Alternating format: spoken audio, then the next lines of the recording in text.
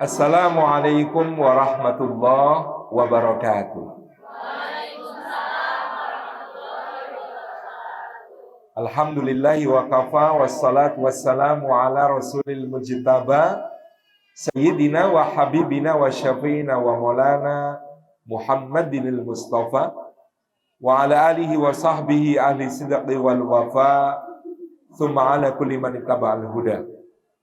Asyhadu an la ilaha illallah wahdahu la syarikalah wa asyhadu anna Muhammadan abduhu wa rasuluh la nabiyya ba'da. Amma ba'du. Sadat al-Fadil Hadrat al-Mukarramin, para sesepuh, bini sepuh masyarakat Muslim Indonesia di Nagoya dan sekitarnya, mobil khusus yang kita hormati Ketua KMI Nagoya, Bapak Mustafa beserta seluruh jajaran pengurus, rekan-rekan para pejuang yang menginisiasi Masjid Indonesia Nagoya, Minasang, semuanya kita. Jadi ini masjid untuk kita semua, insya Allah. Mudah-mudahan selalu dimuliakan, diberkahi oleh Allah, apalagi dipimpin oleh Sri Kandi hebat. Barakallahu fikum. Juga seluruh hadirin hadirat muslimin muslimat, mukminin mukminat, solihin solihat. Karena ada adik-adik, ya termasuk yang belum kawin maupun belum sunat. Puji syukur kita aturkan kehadirat Allah atas limpahan karunia-Nya kita dihimpun dalam majelis ilmu. Mudah-mudahan setiap langkahnya teman-teman semua ke calon rumah Allah. Sudah rumah Allah, cuman kalau secara legal formal kan calon, begitu ya. Insya Allah mudah-mudahan setiap langkahnya menggugurkan dosa-dosa. Setiap langkahnya menjadi penambah derajat di sisi Allah Subhanahu wa ta'ala. Dan setiap langkahnya menjadi pemudah jalan kita semua menuju ke surga. Dan duduk kita semua semoga termasuk taman di antara taman-taman surga, tempat Allah mencurah-curahkan rahmat-Nya, menaungkan sayap-sayap malaikat yang memohonkan ampun untuk kita semua, menurunkan sakinah ke dalam hati kita, dan menyebut-nyebut nama kita semua dengan bangga pada makhluk-makhluk mulia yang ada di sisinya. Dan itu yang akan kita dapati setiap kita kumpul di masjid, baca Quran, majelis ta'lim seperti ini, insya Allah. Makanya mudah-mudahan masjid ini segera lunas dalam waktu dekat, insya Allah. Kalau sudah lunas sama pengurus nanti bisa direnov supaya bisa senyaman mungkin untuk teman-teman. Insya Allah menjadi tumpuan kita, oase kita di Nagoya. Meskipun lagunya itu sebenarnya tentang Batam, dulu ada lagunya Suara Persaudaraan. Itu salah satu syairnya, liriknya berbunyi, di pagi itu Nagoya bersemi, di muka kuning kutemukan rumah suci. Nah, itu Nagoyanya maksudnya Nagoya Batam. Karena daerahnya ada namanya Nagoya, ada daerah namanya muka kuning itu kalau di Batam. Jadi, tapi saya yakin itu doa gitu ya. Bahwa di Nagoya Jepang yang mukanya kuning-kuning ini juga insya Allah akan ada rumah Allah Subhanahu wa ta'ala, Mina, Masjid Indonesia Nagoya. Tentu kita sedang menghadapi salah satu momen terberat dalam hidup. Dalam rangka mewujudkan masjid ini insya Allah. Karena tadi deadline-nya sudah ditetapkan dan kata Pak Eling, Bapak kita semua ini kita mengejar target yang baru tercapai 20% dari penghimpunan yang seharusnya kita gunakan untuk membebaskan masjid ini insya Allah. Teman-teman semuanya bisa berperan, teman-teman semuanya bisa berbagi. Kalau tadi ada tawaran buku-buku, silahkan. Kalau ada tabungan, diambil. Siapa tahu bukunya juga bermanfaat, bisa dibaca. Penulisnya ada di sini dan sudah ditandatangani. Dan menyebarluaskan kabar-kabar ini untuk, saya yakin ya, soal membangun masjid di Jepang itu pahalanya menjadi tidak terbatas hanya membana fil ardi masjidan lillahi banallahu lahu baitan fil jannah. Siapa yang membangun rumah Allah di bumi, masjid di bumi, maka Allah akan membangunkan untuknya rumahnya di surga. Bukan cuma itu, tetapi coba bayangkan di masjid ini nanti saya menyaksikan sendiri di Mio, di Masjid Istiqlal Osaka, itu setiap pekan bisa 2 orang atau lebih bersyahadat. Karena pertama kurius, pengen tahu, akhirnya ngobrol, diskusi, ternyata diajak makan sate. Dan ternyata satenya enak. Dan ternyata membuka pintu hidayah. Yang kalau 1 orang dapat hidayah karena kita, baik karena satenya kita maupun karena masjidnya kita, mungkin karena imamnya kita, mungkin karena jamaahnya yang Masya Allah, solihah-solihah, soli-soli, akhlaknya mulia, berprestasi di tempat kerjanya, berkontribusi positif. Itu pahalanya adalah khairul laka minad dunya wa ma fiha. Lebih baik bagimu daripada dunia seisinya. Yang itu akan terus mengalir menjadi menara peradaban ila yaumil qiyamah insyaallah.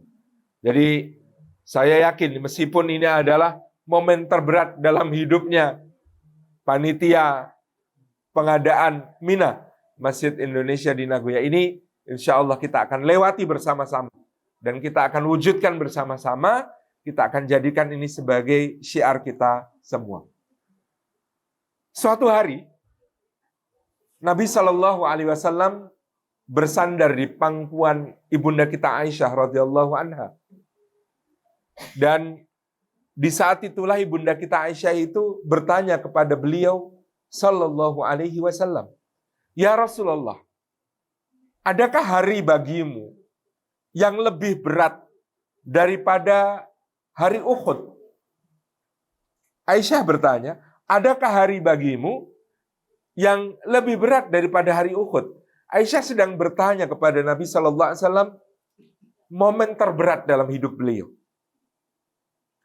Dalam apa yang dilihat oleh ibunda kita Aisyah radhiyallahu anha, perang Uhud di tahun ketiga Hijriah itu sangat berat untuk beliau. Beliau Sallallahu Alaihi Wasallam memimpin para sahabat dari berjumlah 1.300 orang munafikin desersi, sehingga tinggal 700, menghadapi musuh yang kekuatannya 3.000 orang di medan Uhud. Alhamdulillah Allah berikan kemenangan di awal.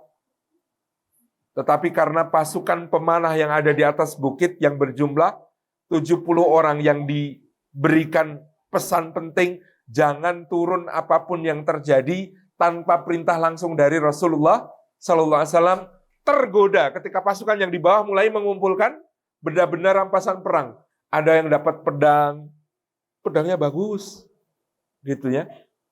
Ada yang dapat baju besinya itu dikiloke mahal itu. Ada yang dapat salep namanya, istilahnya harta-harta yang ditinggalkan musuh di medan perang yang kemudian bisa diambil. Kan tergoda yang di atas bukit. Wah, kita nggak turun, nggak kebagian ini. Akhirnya mereka turun. Gara-gara mereka turun ini, pasukan musuh, kavaleri cadangan yang dipimpin Khalid bin Walid kemudian bisa menyerang dari belakang dan menghancurkan barisannya Rasulullah SAW. Sahabat-sahabat utama gugur syahid. Sayyidina Hamzah ditemukan dalam keadaan dadanya dibedah, jantungnya dikeluarkan dan dikunyah-kunyah. Sayyidina Abdullah bin Jahaz, iparnya Rasulullah SAW, nantinya itu akan ditemukan dalam keadaan hidung dan telinganya dipotong, perutnya dibedah, isinya diburaikan keluar. Kemudian ada sahabat Mus'ab bin Umair yang nyaris kedua tangan beliau itu dipapas dan kemudian bagian kepala beliau sampai ke dada juga terkena tebasan pedang, rubuh gugur dengan memegang panji-panji. Di hari itu Nabi Shallallahu Alaihi Wasallam terluka. Ada 3 cincin dari besi dari rantai pengikat helm perang beliau karena terpukul oleh gada melesak masuk ke dalam pelipis beliau. Wajah Nabi SAW penuh darah dan kakinya kemudian terkena lubang jebakan.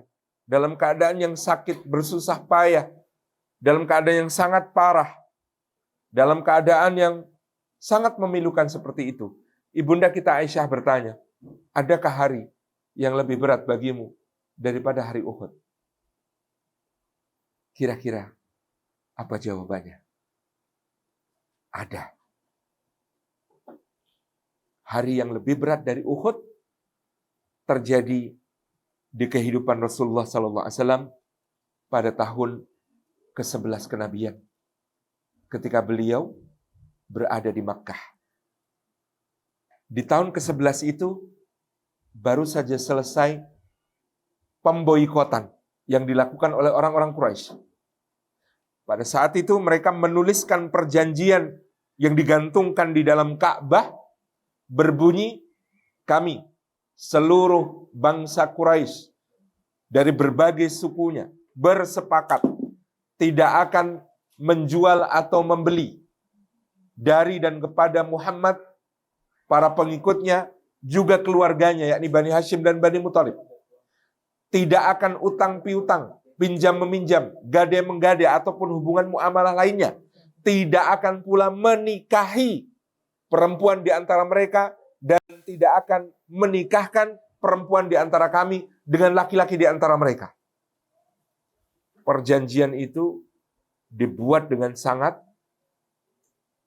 keji dan digantungkan di dinding Ka'bah, menyebabkan Rasulullah SAW, ibunda kita Khadijah radhiyallahu anha yang mendampingi beliau, para sahabat dan keluarga beliau, keluarga Bani Hashim dan Bani Muthalib, tidak bisa lagi tinggal di Makkah, mendirikan perkemahan di celah gunung yang disebut Syi'ib Abi Thalib, yang selama 3 tahun itu di malam hari terdengar tangis anak-anak yang kelaparan.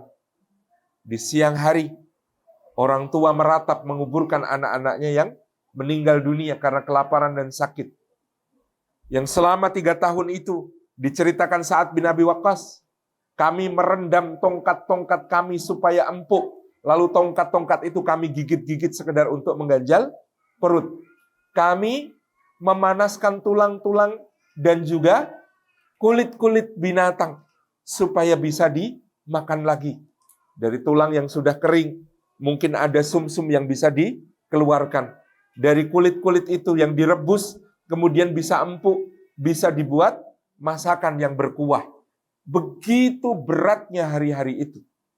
Dan hari-hari itu berakhir dengan wafatnya ibunda kita Khadijah radhiyallahu anha di pangkuan Rasulullah SAW, di mana bahkan Khadijah yang dulu ketika menikah dengan Nabi SAW dalam keadaan wanita Mekah yang paling kaya raya, dan pada saat itu mendampingi Rasulullah dalam keadaan tidak memiliki apa-apa, sampai-sampai ada satu riwayat menyebutkan Khadijah ketika wafat, menjelang wafat mengatakan kepada suaminya, ya Rasulullah, seandainya nanti ada yang bisa engkau manfaatkan dari jasadku, apakah itu tulang-tulang atau apapun, maka ambil, aku ridha, selama itu bisa meneguhkan engkau di dalam perjuangan. Dan tidak pernah Rasulullah merasakan kehilangan sebesar kehilangan Khadijah, yang selama ini menjadi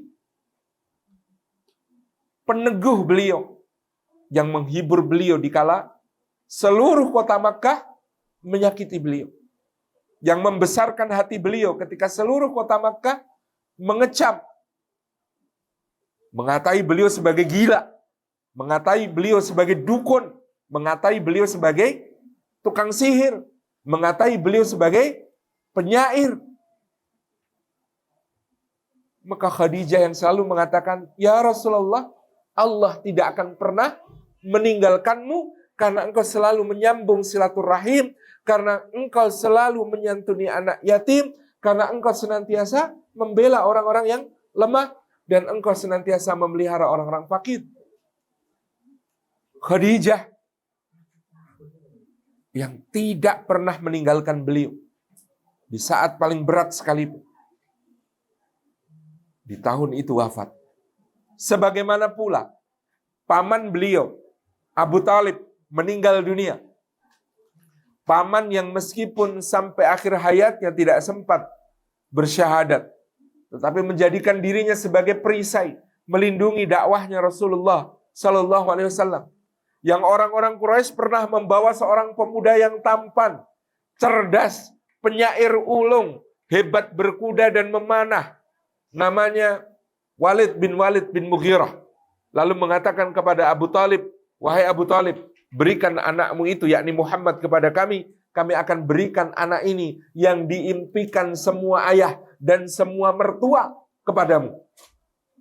Jadi pemuda paling ganteng, paling keren, paling fasih, paling cerdas di tengah kota Mekah waktu itu namanya Walid bin Mughirah, dibawa orang Quraisy untuk ditukerin dengan Rasulullah Muhammad SAW untuk Abu Talib. Apa jawab Abu Talib? Celaka kalian. Di mana akal kalian? Kalian ambil anakku untuk kalian bunuh, lalu kalian berikan anak kalian kepadaku untuk diberi makan. Akal mana yang bisa menerima hal semacam itu?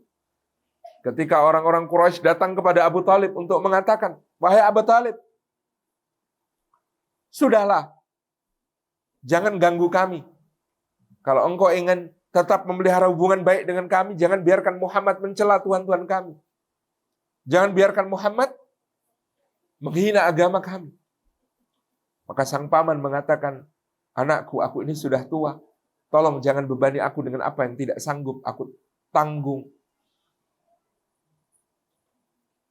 Lalu Rasulullah SAW mengatakan, wahai paman, seandainya mereka meletakkan matahari di tangan kananku dan meletakkan rembulan di tangan kiriku, agar aku berhenti dari menyerukan keesaan Allah ini, paman, demi Allah aku tidak akan berhenti sampai Allah menangkan urusanku ini, atau aku binasa karena.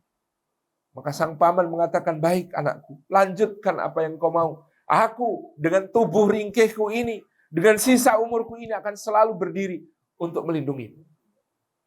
Di tahun itu Abu Talib meninggal. Dan yang lebih membuat Rasulullah SAW sedih adalah ketika Abu Talib sakratul maut, Rasulullah Muhammad ada di sebelah sisi kanan beliau, sementara Abu Lahab ada di sisi kiri beliau.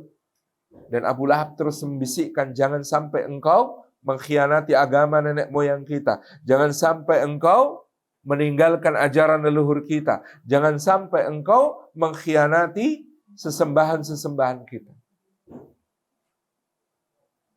Beban berat itu ditambah. Rasulullah SAW sejak wafatnya Abu Talib mulai merasakan perlakuan-perlakuan keji secara langsung.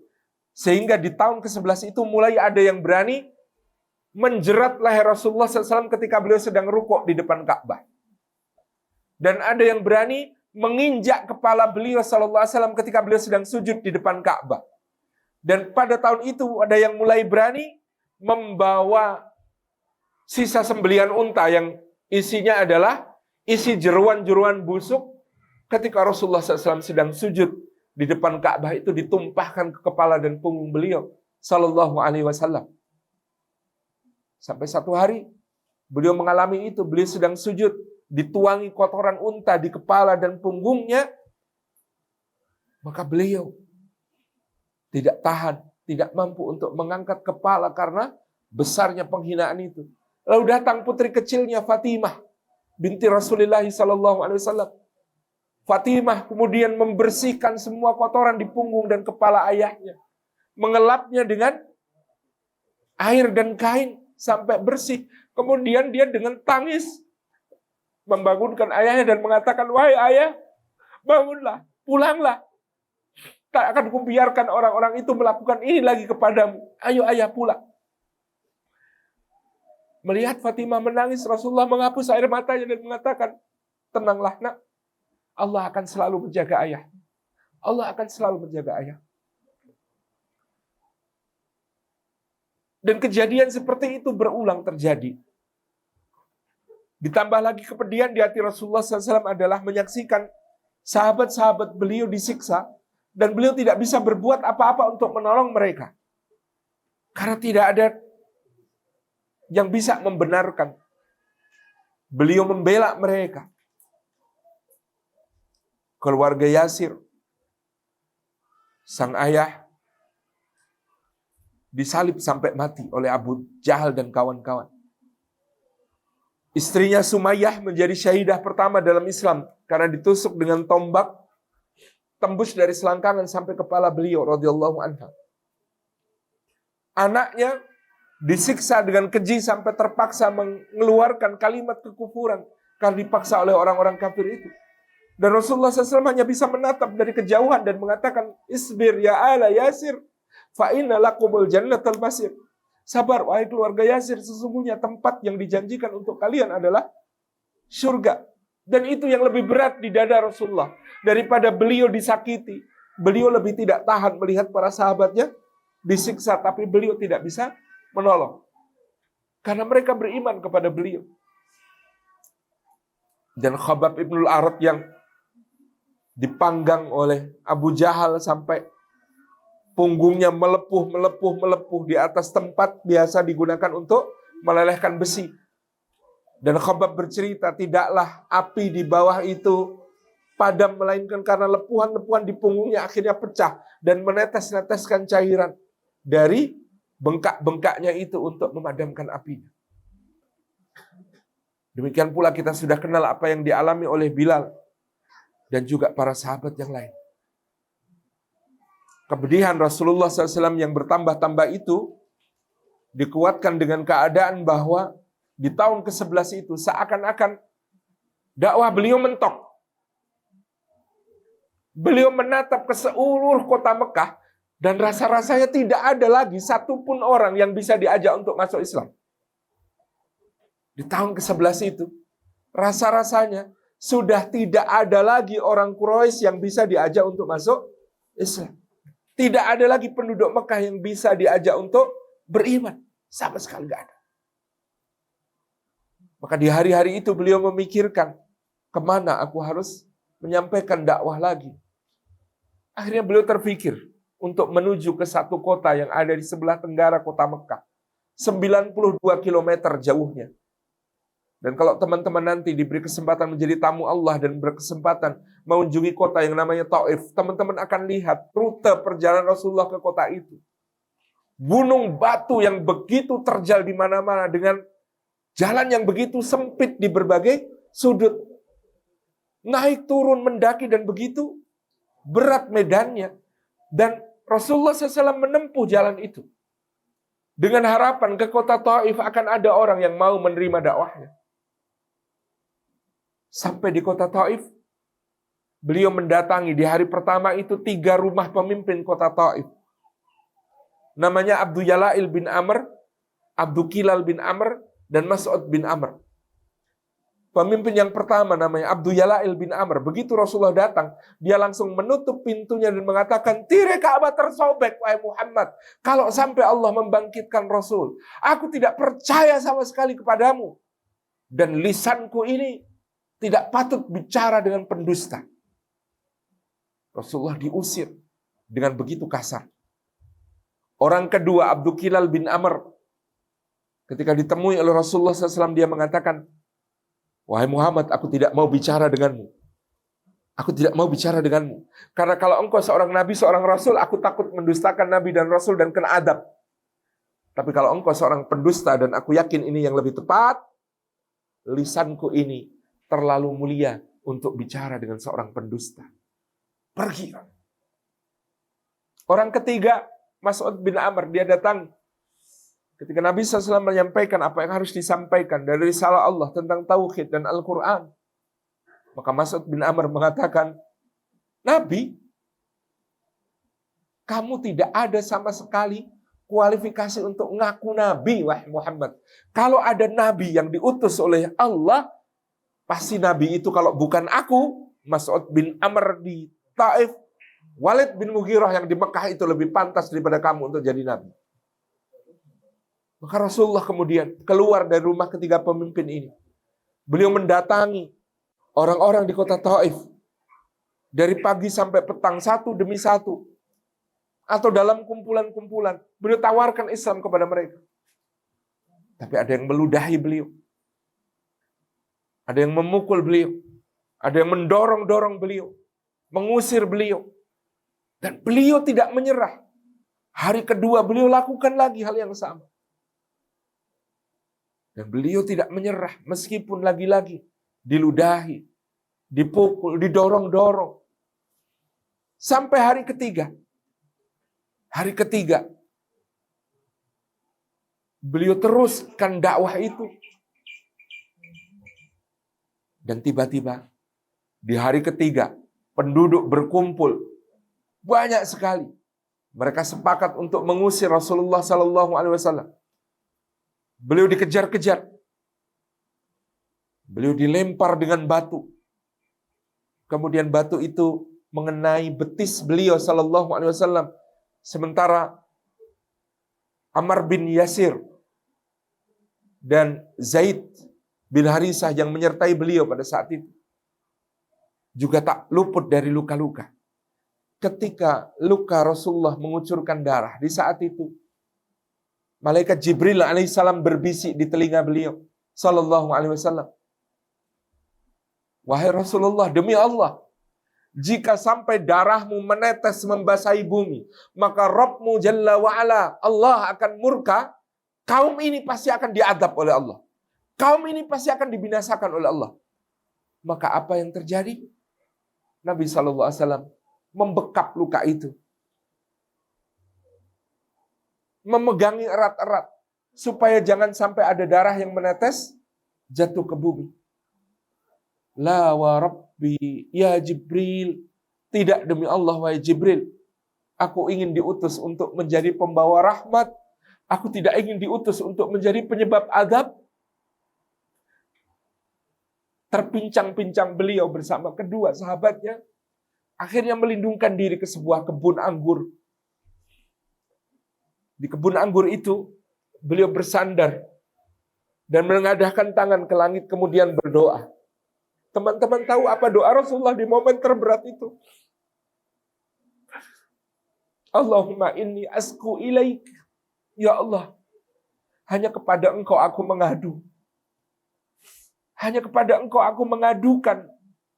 Teman-teman bayangkan kalimat ini. Hanya kepada Engkau aku mengadukan. Pertanyaannya, apa yang diadukan Rasulullah SAW di saat berat itu? Apakah Rasulullah mengatakan, aku adukan kepadamu kezaliman mereka, kejahatan mereka, pendustaan mereka, pengusiran mereka? Tidak. Dalam hadis yang sahih disebutkan, Rasulullah mengatakan begini, Allahumma inni asku ilaika dha'fa quwwati wa qillata hilati. Ya Allah, aku adukan kepadamu lemahnya kekuatanku dan sedikitnya daya upayaku. Dari semua perjuangan yang beliau tempuh, dari semua pengorbanan yang beliau lakukan, dari semua kejahatan yang beliau alami, dari semua rasa sakit yang beliau rasakan, beliau memilih untuk mengadukan, Allahumma inni asku ilaika. Ya Allah, kepadamu aku adukan dha'fa quwwati, lemahnya kekuatanku. Wa qillata hilati, dan sedikitnya daya upayaku ya Allah. Disitulah beliau sallallahu alaihi wasallam menumpahkan segala keluh kesahnya kepada Allah Subhanahu wa taala. Kepada siapa lagi ya Allah Engkau akan kuasakan aku? Kepada orang yang tidak peduli kepadaku atau menyakitiku. Tetapi ya Allah, sesungguhnya aku akan terus atas urusan ini sampai Engkau memenangkannya atau aku binasa karenanya. Dalam cerita itu kita ingat bagian yang terkenal. Pemilik kebun namanya Utbah dan Syaibah bin Rabi'ah. Melihat beliau keadaannya seperti itu, timbul rasa iba. Dipanggil seorang budak bernama Adas. Lalu kepada Adas diserahkan setangkai anggur. Antar ini kepada orang itu, kata mereka. Adas mengantar setangkai anggur itu ke hadapan Rasulullah SAW. Dan Rasulullah SAW yang sudah selesai mengadukan semua keluh kesahnya kepada Allah Subhanahu wa ta'ala itu, melihat Adas datang. Apa yang terbit dari wajah beliau sallallahu alaihi wasallam? Kata Adas, senyum terindah yang pernah aku lihat. Di saat terberat itu beliau tersenyum dan mengatakan, Masmuka ya akhil karim, wa min aina anta? Wahai saudara yang mulia, siapa nama Anda? Dan dari mana Anda berasal? Begitu ramahnya, begitu berseri-seri wajahnya. Karena semua yang membebani jiwanya telah dia kembalikan kepada Allah Subhanahu wa ta'ala. Adas menyerahkan anggur itu. Dan Rasulullah SAW memetik satu, mengucapkan Bismillahirrahmanirrahim. Lalu dengan tersenyum, beliau makan anggur itu. Dan beliau mengulangi pertanyaannya. Siapakah nama Anda? Dan dari mana Anda berasal, wahai saudara yang mulia? Adas mengatakan, kalimat yang engkau katakan tadi bukan kalimat orang daerah sini. Dan namaku Adas, aku dari Ninawa. Ninawa adalah sebuah daerah di Irak Utara. Dalam bahasa barat disebut Niniveh. Ibu kota dari kerajaan Assyria lama. Dan Rasulullah SAW langsung menimpali kalimat Adas dengan kata-kata, oh, dari negeri seorang saleh bersama Yunus bin Matta. Rasulullah merujuk kepada saudaranya, seorang nabi yang agung dan mulia, Nabiullah Yunus alaihissalam. Dan pada saat itu, Adas mengatakan, Anda kenal Yunus bin Matta? Bagaimana Anda bisa kenal Yunus bin Matta? Nabi SAW tersenyum mengatakan, Huwa akhi, beliau saudaraku. Huwa nabiyun, wa ana nabiyun kaman. Beliau seorang nabi, dan aku juga seorang nabi. Maka beliau juga mengalami momen terberat dalam hidup ketika meninggalkan kaumnya. Ketika lalu menaiki kapal, diundi, dilempar dari kapal, ditelan oleh ikan, ditelan oleh ikan yang lebih besar lagi. Jadi menurut tafsir, ikan yang menelan Nabi Yunus alaihissalam ditelan oleh ikan yang jauh lebih besar dan dibawa ke dasar lautan.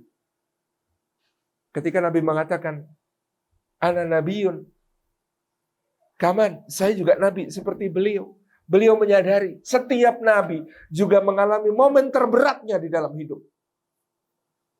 Sebagaimana Nabi Yunus yang ada di dalam perut ikan di saat-saat berat itu. Dan Nabi SAW dengan penuh akhlak mulia menjelaskan kepada Adas kenapa beliau sampai di situ. Selesai penjelasan Nabi, Adas mencium kepala Rasulullah, ubun-ubunnya, lalu mencium tangannya, lalu mencium kakinya, sehingga kedua tuannya berkata, lihat, Muhammad benar-benar seorang tukang sihir, dan budak kita pun kena sihirnya. Rasulullah bangkit, keluar dari kebun anggur itu, berjalan kembali menuju ke kota Mekkah. Dan di sebuah tempat yang hari ini disebut Qarnul Manazil, antara Taif dan Mekkah, Jibril alaihissalam mendatangi beliau dengan suara gelegar guntur yang menyambar-nyambar. Dan ketika itu Jibril alaihissalam mengatakan, wahai Rasulullah, ini bersamaku ada malaikat Ahsyabain, malaikat yang menjaga gunung di Mekkah dan juga di Taif. Dia telah diizinkan, maka perintahkan sesuai kehendakmu ya Rasulullah. Maka dia akan menimpakan gunung yang dijaganya kepada orang-orang yang telah menyakitimu, kepada orang-orang yang telah mengusirmu, kepada orang-orang yang telah mendustakanmu. Maka perintahkan ya Rasulullah, agar dia timpakan gunung itu kepada mereka semua. Maka Nabi SAW mengatakan, tidak, wahai Jibril. Semoga Allah mengampuni mereka, karena mereka tidak tahu apa yang mereka lakukan. Aku, wahai Jibril, kalaupun mereka sekarang belum mau beriman, kalaupun sekarang mereka masih memilih kufur, aku masih punya harapan. Kelak dari sulbi-sulbi mereka, dari rahim-rahim mereka, Allah akan lahirkan anak cucu yang kelak akan mengisahkan Allah dan tidak akan mempersekutukannya dengan siapa. Kata Nabi SAW kepada ibunda kita Aisyah, inilah momen terberat dalam hidup beliau. Momen ketika Allah justru menyerahkan nasib orang-orang yang menyakiti, mendustakan, mengusir beliau dengan kasar, membuat beliau terluka. Itu di tangan lisan beliau. Kalau beliau mau, beliau bisa saat itu untuk memerintahkan Jibril dan malaikat Asyabain, hancurkan mereka ya Jibril. Jangan sisakan mereka ya Jibril. Binasakan mereka ya Jibril. Tapi Nabi SAW adalah Nabiur Rahmah, Nabi kasih sayang, yang di saat terberat itu beliau menunjukkan keindahan kasih sayang. Beliau menunjukkan rahmat Allah yang wujud pada diri beliau, bahwa beliau adalah rahmatan lil alamin. Beliau adalah rahmat bagi semesta alam. Saya sudah menyebut satu nama lagi, Yunus alaihi salam, yang juga mengalami momen terberat dalam hidup. Gelap segelap-gelapnya. Gelap di dalam perut ikan yang menelannya. Dan ikan itu pun gelap di dalam perut ikan yang menelannya. Dan ikan itu pun gelap di dalam kedalaman lautan. Gelap yang segelap-gelap. Sebagaimana yang lain, para kekasih Allah melewati masa-masa seperti itu. Musa alaihi salam memukul seorang Kibti. Orang itu mati. Di pagi berikutnya, dia sudah mulai dicari-cari oleh bala tentara Fir'aun. Maka dia kemudian melarikan diri. Berjalan, berlari, nyaris tanpa henti. Dari Mesir sampai Madian. Dan teman-teman jangan bayangkan Mesir yang dimaksud itu Kairo. Bukan. Zaman Musa alaihissalam, ibu kota Mesir itu ada di Luxor, 800 km di sebelah selatan Kairo. Dan Musa alaihissalam menempuh jalan ke arah utara sampai bisa menyeberangi Gurun Sinai sampai ke Jordania. Negeri Madian itu sekarang ada di Jordania. Bayangkan jauh itu. Betapa beratnya hidup bagi seorang yang dicari-cari. Dalam keadaan lapar, dalam keadaan dahaga. Sama yang mereka tunjukkan di saat momen terberat dalam hidup itu adalah kualitas yang luar biasa. Rasulullah Muhammad SAW menjadi seorang yang rahim, menjadi seorang yang rauf, begitu lembut dan pengampun, begitu penyayang kepada umat yang menyakiti beliau. Maka Musa alaihissalam ditunjukkan oleh Allah di momen terberat itu dalam hidupnya itu. Ketika menjadi pelarian, ketika tidak punya apa-apa, ketika miskin, ketika lapar, selapar-laparnya. Dia melihat ada 2 orang gadis antri memberi minum ternaknya. Maka dia bertanya kepada 2 gadis itu, "Ma khatbukuma?" Kedua gadis itu mengatakan, "Kami harus mengembalakan ternak-ternak ini karena ayah kami sudah sangat tua. Dan kami antri untuk memberi minum ternak kami di sumur ini. Karena tempatnya sempit berdesak-desakan, kami tunggu sampai selesai semua, nanti baru kami kasih minum ternak kami." Kualitas yang ditunjukkan Musa alaihissalam adalah di saat seperti itu, hidup yang tertekan, hidup yang penuh kesulitan, jangankan itu. Soal lapar saja kadang-kadang kita kemudian kehilangan akhlak kita. Kan kalau lagi kondisi seperti itu pasti bad mood. Tapi kualitas yang ditunjukkan Musa alaihissalam adalah, "Sini dek, abang bantu." Di saat dirinya sendiri membutuhkan pertolongan, dia masih bisa menawarkan pertolongan kepada orang lain. Apa yang dia bisa? "Sini dek, biar abang yang kasih minum ternak-ternak ini." Musa mendekati mata air, dia lihat mata air tertutup batu besar. Maka dengan kekuatannya dia angkat batu itu, sehingga orang-orang bisa lebih leluasa memberi minum ternak. Antriannya lebih cepat berakhir. Dan kedua gadis itu membawa pulang ternaknya dengan puas. Bahkan tanpa sempat berterima kasih kepada Musa alaihissalam. Ada momen terberat seperti itu. Dan tidak ada tempat bersandar di saat seperti itu kecuali Allah. Sehingga Musa alaihissalam duduk di bawah pohon. Menengadahkan tangan ke langit. Meminta hanya kepada Allah. Maka dulu para ulama memberi nasihat, sekecil-kecilnya ataupun sebesar-besarnya hajat kita, jangan malu untuk minta sama Allah. Di saat seperti itu, Musa alaihissalam sangat lapar. Dia pengen berdoa sama Allah, minta makan gitu. Cuman lisannya tidak sampai. Dia sangat menjaga tata krama, menjaga adabnya kepada Allah, sehingga dalam suratul Qasas itu diceritakan doanya Musa alaihissalam yang minta makan itu diperhalus oleh beliau dengan kata-kata begini. Rabbi inni lima anzalta ilayya min khairin faqir. Ya Allah, sesungguhnya aku terhadap apapun yang kau turunkan di antara kebaikanmu, ya Allah, aku ini sangat fakir, aku sangat memerlukan. Sebagaimana Yunus alaihissalam di saat yang sangat gelap itu, dia tidak kemudian marah-marah, mengutuk-ngutuk, kecewa pada Allah. Tidak. Dia tahu dia salah. Dia tahu dia meninggalkan kaumnya, padahal Allah belum memerintahkan untuk meninggalkan kaumnya. Dia sadar di saat seperti itu, semua ini terjadi karena kesalahannya sendiri. Sehingga yang keluar dari lisannya, La ilaha illa anta subhanaka inni kuntu minadz dzalimin. Tidak ada sesembahan selain Engkau ya Allah, Maha suci Engkau. Sungguh aku termasuk orang yang menganiaya diriku sendiri. Di saat terberat itu, di saat tergelap itu.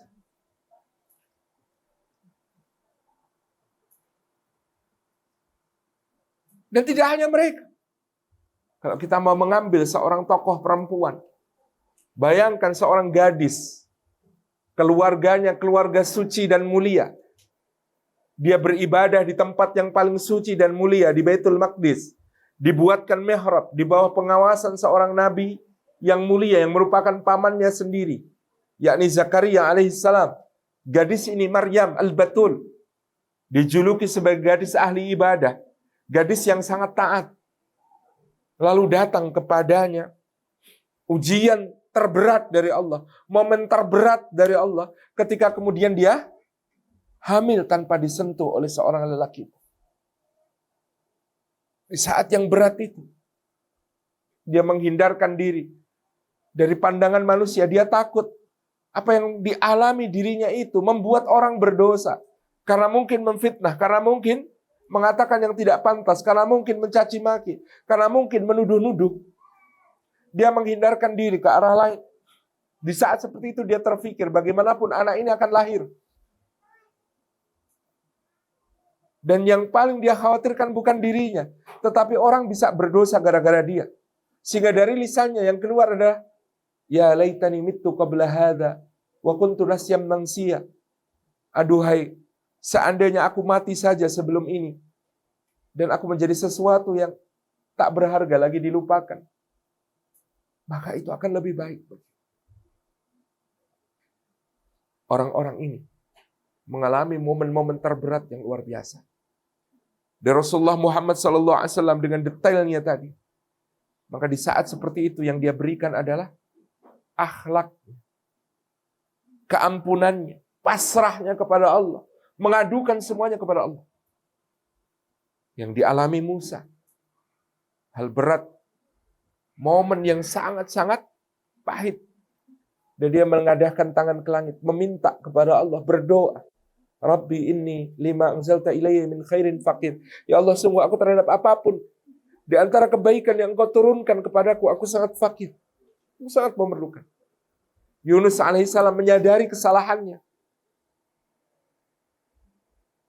Dan dia tidak banyak meminta kepada Allah. Dia hanya berkata, La ilaha illa anta subhanaka inni kuntu minadz dzalimin.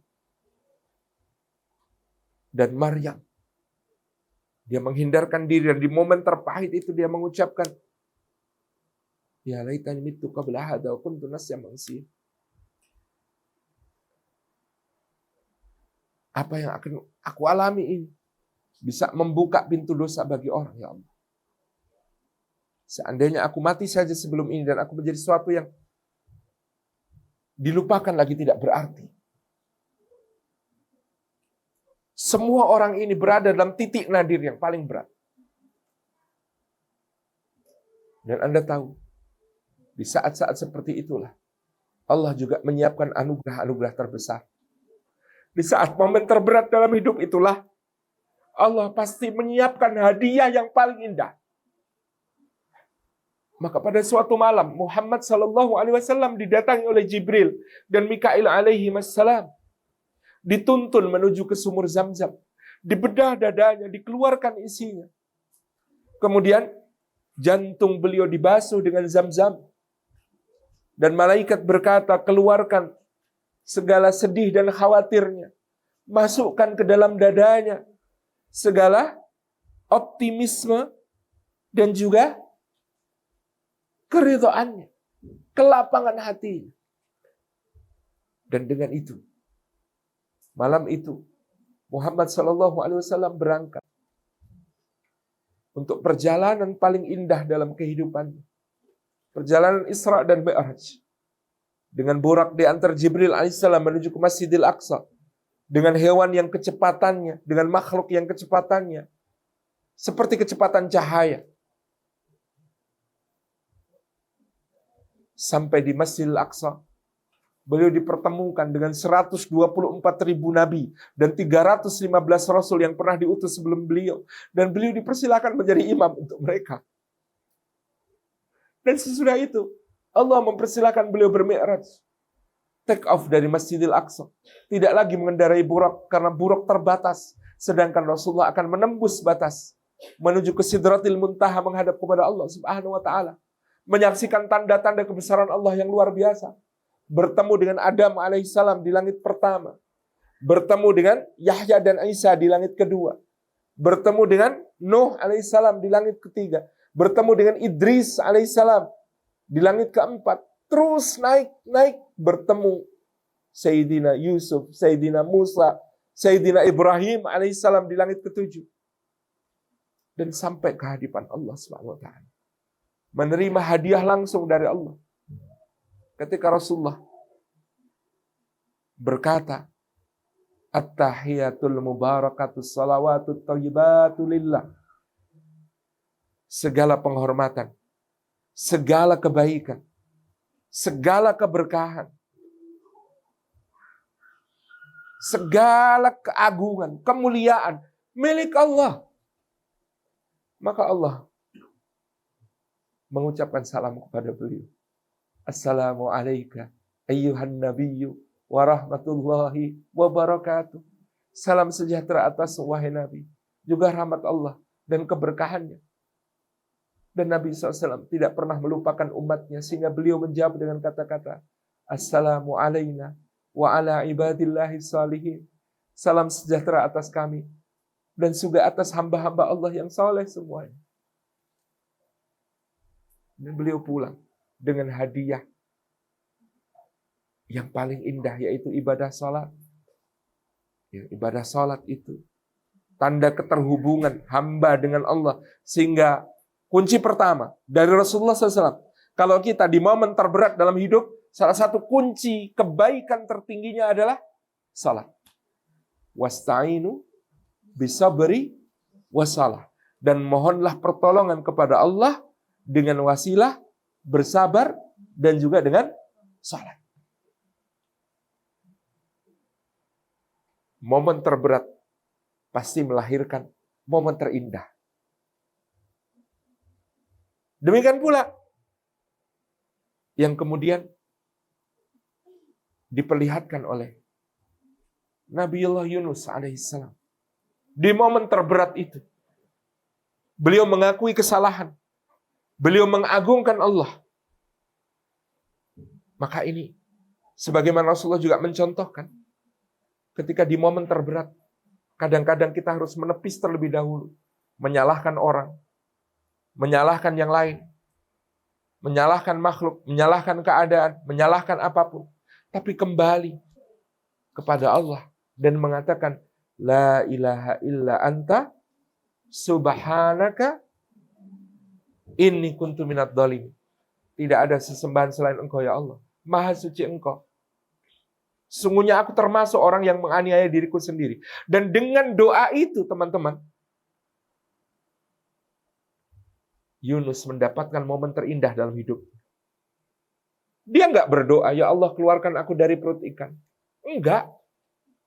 Ya Allah keluarkan aku dari tempat gelap ini. Enggak. Dia tahu. Yang harus dia lakukan adalah mengaku kesalahan. Yang harus dia tahu adalah memohon ampun kepada Allah. Yang harus dia lakukan adalah memuji, mengagungkan Allah di saat seperti itu. Ya Allah, di saat seperti inilah aku tahu hanya Engkau yang maha mulia, hanya Engkau yang maha agung. Kalau kata Imam Syafi'i, idza takhalan nasu minka fil karbi fa'lam annallaha yuridu ayyatawalla amraka wahdah. Ketika orang menghindar darimu, pergi darimu di saat engkau sedang dalam masalah, maka ketahuilah, kata Imam Syafi'i, maka ketahuilah bahwa yang hendak mengurus masalahmu Allah sendiri. Dia nggak ingin melibatkan yang lain. Karena ini antara engkau dan dia. Dan kalau sudah dia yang mengurus, tidak ada yang repot. Tidak ada yang berat. Allah yang akan mengurus. Kita mungkin di saat berat melihat sahabat-sahabat yang biasanya akrab, dekat, lalu menjaga jarak. Lalu menghindar. Orang-orang yang biasanya berhahi bersama kita. Ketawa ketiwi bersama kita. Di saat-saat seperti itu mungkin menjauh, mungkin menghindar.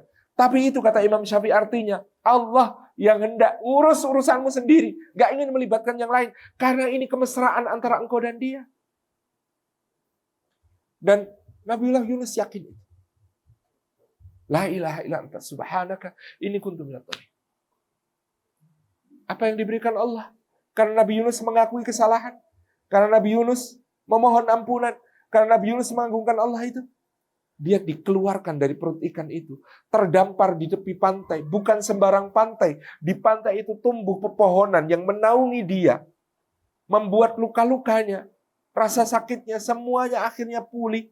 Dan Allah memberikan dia makan. Dari pohon yaktin. Semacam labu yang sangat segar. Yang tumbuh di pantai itu. Yang kemudian dari airnya netes-netes ke bibirnya. Sampai dia kuat untuk menggerakkan tangannya, mengambil buahnya untuk dimakan. Bangkit dia lalu dia mengatakan dengan rasa sesal kepada Allah, ya Allah kemarin saya sembarangan mengatakan kepada kaum saya bahwa mereka akan mendapatkan azab karena mendustakan saya. Padahal engkau belum memutuskan agar saya berhenti. Hari ini saya bersumpah, saya berjanji, saya akan kembali kepada kaum saya untuk berdakwah lagi ya Allah. Maka dengan penuh semangat Yunus alaihissalam kembali ke tempat dia berdakwah. Tahu apa yang dia dapat Bapak Ibu? Yunus alaihissalam di saat itu diberi hadiah terindah oleh Allah. 100.000 kaumnya, umatnya, semua sudah beriman. Kata para mufasir, kapan mereka beriman? Pada saat Yunus berkata, La ilaha illa anta, subhanaka inni kuntu minadh dhalimin. Hadiah terindah itu datang setelah momen terberat. Kalau Rasulullah dapat Isra Mi'raj, dapat salat, maka Yunus alaihissalam mendapatkan iman 100.000 umatnya. Sehingga Yunus itu akan menjadi nabi dengan umat terbanyak keempat. Nanti ketika menghadap Allah Subhanahu wa taala. Apa yang terjadi pada Musa alaihissalam? Ketika di saat-saat itu, di saat paling berat itu, momen terberat itu, dia masih menyisakan ruang di hatinya untuk peduli kepada orang lain. Untuk bisa menolong orang lain. Lalu minta tolongnya bukan lagi mengharap kepada manusia, tapi hanya kepada Allah. Lalu dia berdoa. Di tengah rasa lapar yang menderanya itu. Rabbi ini lima anzalta ilaihi min khairin fakir. Ya Allah, sungguhnya aku terhadap apapun yang engkau turunkan di antara kebaikan, aku sangat fakir. Apa yang terjadi kemudian pada Musa? Salah satu dari dua gadis itu datang. Dia mengatakan kepada Musa, Bang, datang ke rumah ya bang, dipanggil bapak saya. Dan Anda tahu apa reaksi Musa alaihissalam? Oke Neng, tapi maaf ya Neng, saya depan ya, Neng belakang. Kenapa Musa memilih jalan di depan? Nanti gadis itu akan memuji Musa di depan ayahnya. Qawiyun, dia kuat, bisa menolong di saat membutuhkan pertolongan. Dan dia amin, orang yang sangat terpercaya. Kenapa terpercaya? Karena Musa mengatakan, saya laki-laki. Saya tidak terbiasa berjalan di belakang perempuan. Saya khawatir mata saya berkhianat. Saya khawatir mata saya berkhianat. Apalagi kalau jalan di belakang yang satu langkah 3 kali goyang. Gak kuat sebagai laki-laki. Saya tahu saya gak kuat. Saya depan aja. Nanti kalau belok kasih tahu dengan tepuk sekali belok kanan, tepuk 2 kali belok kiri. Akhirnya sampai ke rumah bapaknya. Apa yang ditanyakan bapaknya? Dia menyuguhkan makanan. Maka apa yang diharapkan Musa alaihissalam dalam doanya dapat nggak? Dapat makanan. Dan Anda tahu apa bonus dari Allah yang sebenarnya tidak diminta Musa, tapi Allah beri karena Allah tahu Musa membutuhkannya? 1 perlindungan. Najauta min qaumidz zalimin. Kamu selamat dari kaum yang zalim. 3 tempat tinggal. Tinggallah bersama kami di sini. 4 pekerjaan. Karena saya ingin mempekerjakan kamu untuk 8 atau 10 tahun. Terserah mana yang kamu ambil sebagai kontrak di antara kita. Ini kalau Ken Suse sudah 2 musim. Gitu. Mana yang kamu ambil terserah 8 atau 10 tahun. Ini yang keempat kan. Dapat pekerjaan. 5. Karena saya hendak menikahkan kamu dengan salah satu putri saya. Jodoh. 6. Kenabian. Jadi Musa alaihissalam minta makanan. Tetapi Allah itu maha tahu apa yang kita perlukan. Apa yang kita butuhkan. Kamu Musa bukan cuma butuh makan. Kita manusia kadang-kadang merasa butuh kita itu cuma 1 itu. Tapi Allah maha tahu kebutuhan kita jauh lebih banyak dari itu. Dan Allah akan berikan semuanya kalau kita doanya ikhlas kepada Allah. Mintanya benar-benar sama Allah. Diberikan makanan, perlindungan, tempat tinggal, pekerjaan, jodoh, kenabian. Diberikan semua itu sama Allah. Maka yakinlah momen terberat dalam hidup adalah pintu menuju momen paling indah diberikan oleh Allah. Dan Maryam, apa yang terjadi pada Maryam? Di saat menjelang persalinan itulah Allah Subhanahu wa taala memerintahkan kepada Jibril alaihissalam untuk datang. Dengan ikhtiar. Jadi tetap di saat terberat itu kita boleh berikhtiar sejauh kemampuan kita. Apa yang diperintahkan Allah kepada Maryam? Wa huzzi ilaiki bi jid'in nakhlati tusaqit ilaiki rutaban janiyya. Kamu wahai Maryam, guncangkan pohon kurma itu supaya nanti akan jatuh buah-buah kurma yang ranum untukmu. Teman-teman sudah pernah lihat pohon kurma? Saya setiap umrah dan ada kunjungan ke kebun kurma, saya selalu mendekati pohon kurma yang besar. Di atas ada buah, sedang ranum. Saya coba guncangkan pohon itu. Saya ini laki-laki, lumayanlah kekuatannya. Ketika saya mengguncangkan pohon kurma, tubuh saya berguncang, pohon kurmanya tidak.